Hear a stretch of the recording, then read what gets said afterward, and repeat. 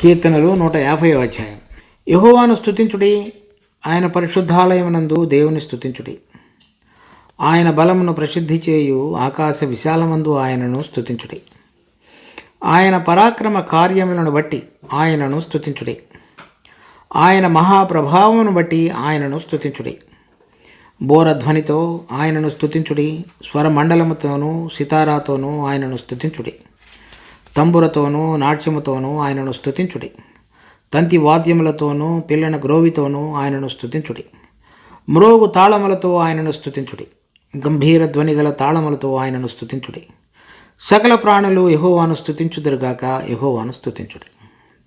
ఈ కీర్తన 150వ అధ్యాయం కీర్తన గ్రంథంలోని ఆఖరి అధ్యాయం. అనేకమైన వచనాలలో ఈ స్తుతించుట అనేటువంటి దానితో ముగుస్తుంది. ఆరంభంలో యెహోవాను స్తుతించుడి, తర్వాత చివరకు ముగిసేటువంటిది కూడా సకల ప్రాణులు యెహోవాను స్తుతించుదురుగాక, యెహోవాను స్తుతించుడి.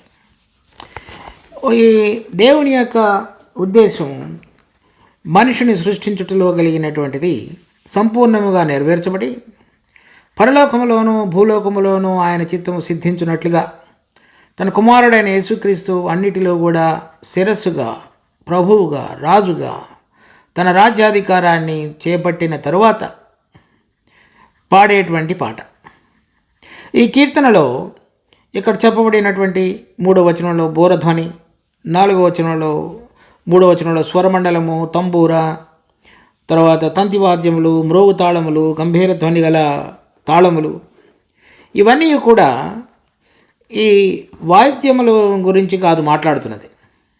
అంటే ఎవరెవరు విమోచించబడినటువంటి ఆత్మలు సంపూర్ణ సిద్ధి పొందినటువంటి నీతిమంతుల ఆత్మ యొక్క స్థాయికి చేరారు, వారి వారి జీవితాలలో ఎటువంటి రకరకాలైనటువంటి అనుభవాలతోటి వారందరూ కూడా విమోచించబడి ఆయనను స్తుతించలాగున చేయబడ్డారో, ఈ అనుభవాలు ఆ తాళములు, తంతివాద్యములు, తంబుర, వీణ వాటన్నిటికీ గుర్తుగా కూడా చేయబడ్డాయి అన్నమాట. కనుక వారు పాడేటువంటి ఆ పాట లేక వాయిద్యము కొంతమంది పిల్లని గ్రోవి వలె, కొంతమంది తంబుర వలె, కొంతమంది సితారా వలె, కొంతమంది మ్రోగు తాళముల వలె, కొంతమంది గంభీర ధ్వని గల తాళముల వలె ఉన్నాయి. కనుక విశ్వాసుల యొక్క జీవితాలలో పరీక్షించుకున్నప్పుడు ప్రతి విశ్వాసి వారి వారి జీవితాలలో అవసరమైన కార్యాన్ని ఏ విధంగా దేవుడు అంతరంగంలో సృష్టి చేస్తూ తర్వాత దానిలో నుంచి వచ్చేటువంటి ఆ పరిశుద్ధమైన మధురిమ, ఆ సువాసన ఏ విధంగా అది ఒక గానముగా, గీతముగా మార్చబడుతుందో అది వారు పాడుతున్నటువంటి పాట. దీనిలో ఈ భక్తులు ఎవరెవరైతే జయించినటువంటి విశ్వాసులు వారి యొక్క అనుభవాలు పాడుతున్నారో దానికి ఈ మొదటి వచనంలో చెప్పబడినట్లు ఆయన బలమును ప్రసిద్ధి చేయు ఆకాశ విశాలమందు ఆయనను స్తుతించుడి. ఈ పరిశుద్ధులు భూమి మీద ఉండి శరీర సంబంధంగా పుట్టినవారయండి పడిపోయినటువంటి ఆదాము యొక్క సంతానాన్ని, స్వభావాన్ని పోలిన వారుగా చేయబడి ఉన్నప్పటికీ ఆయన కృప ద్వారా పాపములు క్షమించబడి పాపము మీద జయం పొందిన అనుభవాన్ని కలిగి పరలోకములో ఉన్నటువంటి దేవుని యొక్క జీవమైన నిత్య జీవాన్ని వారు మాత్రము పొంది ఆ జీవం పరలోక సంబంధమైనటువంటి స్థలాలలో దేవుని ఎదుట మహిమలో నివసించడానికి అవసరమైనదిగా ఉండట చేత దానిని ఉచితంగా వరముగా పొందిన వారై దానికి సంబంధించినటువంటి విధంగా జీవించగలుగుటకు వారి జీవితాలలో ఉంచబడినటువంటి పరిశుద్ధాత్మ దేవుడు వారిలో సంపూర్ణం చేసినటువంటి మార్పుకు గుర్తుగా అది ఆయన బలమును ప్రసిద్ధి చేయు. అనగా ఒక దీన శరీరం కలిగిన వ్యక్తి మహిమ శరీరాన్ని ధరించుకున్నట, ఒక శరీర సంబంధమైన మనిషి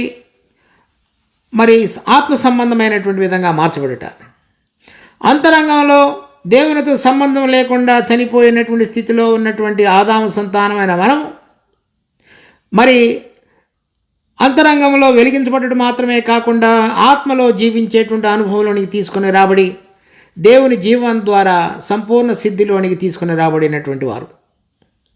దాని తర్వాత మనలో ఏదైతే ఈ ఆత్మ చనిపోయిన స్థితిలో ఉండి ఆత్మలో దేవునితో సంబంధం లేకుండా ఉన్న స్థితిలో నుంచి వెలిగించబడడం మాత్రమే కాకుండా పరిశుద్ధీకరణ కార్యాన్ని సంపూర్ణం చేసి చక్కగా దేవునితో సంబంధం కలిగి ఉండగలగటానికి అవసరమైన రీతిలోనికి తీసుకొని రాబడుట.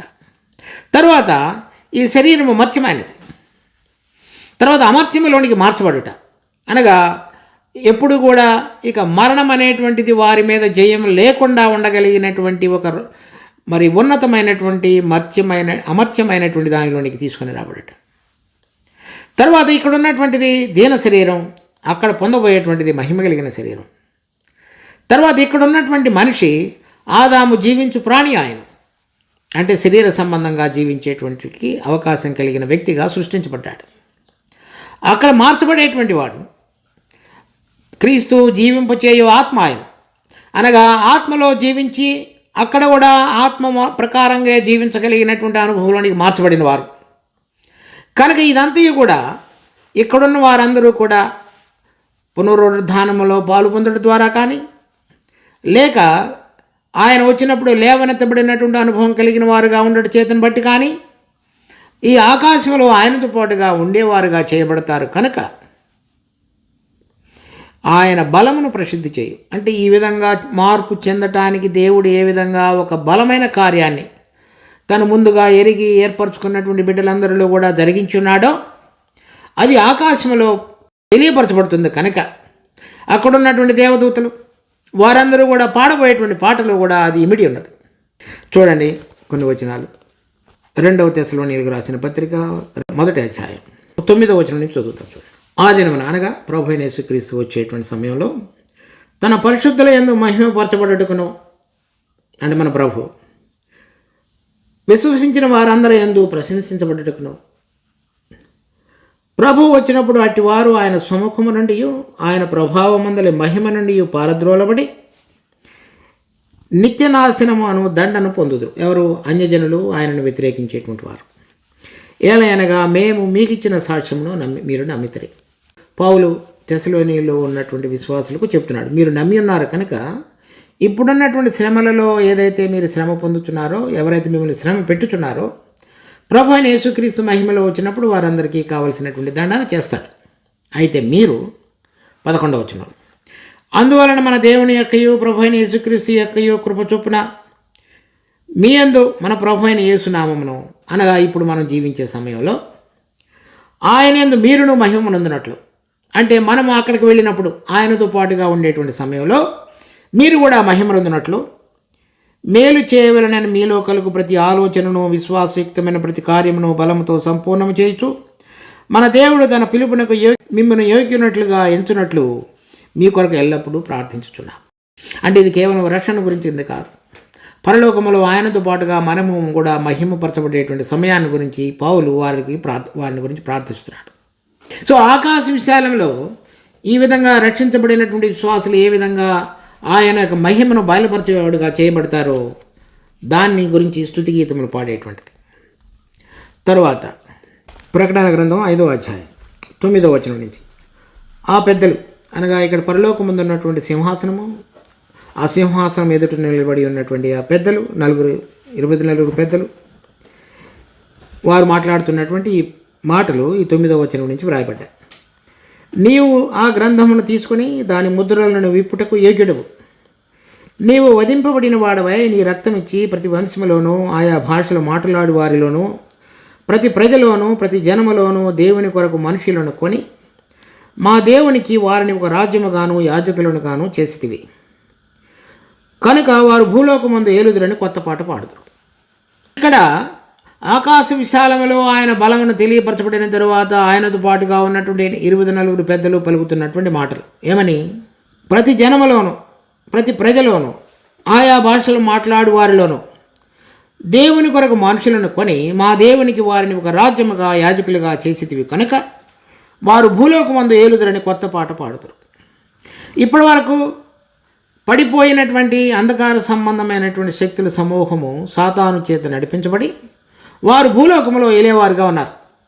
అది మనం యోహాను సువార్త 14వ అధ్యాయంలో 12వ అధ్యాయంలో 16వ అధ్యాయంలో చూస్తాం. కానీ ఇప్పుడు పరలోకములో వారిని స్థానభ్రంశం చేసి జయించిన విశ్వాసులు అపవాదిని అతని యొక్క దూతలన్నింటినీ కూడా భూమి మీద పడద్రోయబడి ఆ స్థానాన్ని వారు ఆక్రమించుకొని దేవునికి మహిమ తీసుకుని వచ్చినప్పుడు వారు మహిమ పొందగలిగే విధంగా ఆయన యొక్క బలాన్ని ఆ స్థలాలలో ఆకాశ విశాలమందు దానిని తెలియపరచుండగా అక్కడ ఆయనకు మహిమ ఆరోపించబడుతుంది. వారిని గురించి పెద్దలు పాడుతున్న పాట ఏమిటంటే, వారు భూలోకంలో రాజ్యం చేదురు. అనగా ఏ విధంగా అయితే పడద్రోయబడినటువంటి అపవాది తన యొక్క అధికారాన్ని భూమి మీద జరిగించేవాడుగా ఉన్నాడో దాన్నంతటిని అతడు కోల్పోయి భూమి మీద నుంచి కూడా అతడు పడద్రోయబడి అగాధం యొక్క బిలంలో బంధించబడ్డాడు. కనుక పరలోకంలోనూ పరిశుద్ధులు వారి ద్వారా భూలోకంలోనూ రాజ్యం చేయబడేటువంటి ఆ మహిమ కలిగినటువంటిది ఆ జయించినటువంటి గుంపు మొదటి పునరుద్ధానంలో పాలు పొందిన చేత కానీ, లేక ఆయన వచ్చినప్పుడు మహిమలో లేవనెత్తబడిన వారు కానీ, ఆయన బలాన్ని ప్రకటిస్తూ ఉన్నటువంటి ఆ సంఘటనను, ఆయన బలమును ప్రకటించు ప్రసిద్ధి చేయు ఆకాశ విశాలమందు వీరందరూ కూడా అక్కడ ఉన్నటువంటి దానిని ఆక్రమించుకుని ఉన్నారు. కనుక ఆయనను స్తుతించుడి. చూడండి, ఒక మనిషి ఈ లోకంలో ఈ విధంగా జన్మించి దేవుని యొక్క ఏర్పాటులో ఏర్పరచబడి నమ్మకంగా జీవించినటువంటి పరిశుద్ధులకు ఆకాశంలో కూడా ఆయన బలాన్ని ప్రసిద్ధి చేసేటువంటి స్థాయిలోనికి వారు తీసుకుని రాబడిపోతున్నారు.